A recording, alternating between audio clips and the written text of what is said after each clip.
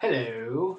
All right, so just watched a recent Cinefiles episode about the quasi-political movies, and I have seen Make Way for Tomorrow. I watched it, I think, earlier this year, right around the time the Criterion release went out, so maybe that was probably last year. But yeah, it's a really, really good movie, and I totally agree with you. Everybody out there should see it. Famously, that was 1937. That was the year Leo McCarey was up for Best Director for The Awful Truth. And not knocking The Awful Truth, it's a funny movie. It's a good Cary Grant. It's good. It's a lot of fun.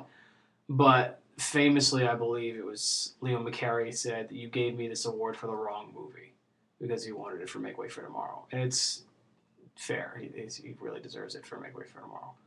I think you're a little hard on the political system because in this case, it's not necessarily just because there's no social security network, because the kids could have taken care of their parents. They just didn't because they were jerks. So, but it's still really good. It's really strong. In terms of other films to recommend, it's not really political per se, but in terms of the broader social context, I was really surprised years ago when I first saw Kitty Foyle with Ginger Rogers, just for how modern and progressively feminist it is for that time. I was really kind of taken aback by it because I went into it like as a chore, expecting it to be this really lame feminist, like chicky movie, We're just like, oh, here I am, and I meet this pretty guy, and la la la la la.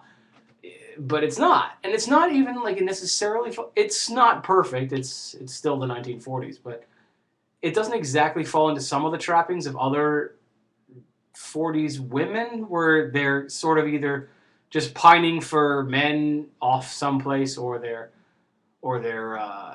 criminals, So unless they're bumping off men or seeking them, she's not exactly either. I mean, she sort of is. She spends a lot of the movie wanting certain guys, but she kind of ends the movie not needing a man, which is different for that period of time, I think. Anyway, I just highly recommend that. I was really surprised the first time I saw it how good it was, and it's one of my favorite films of that time period.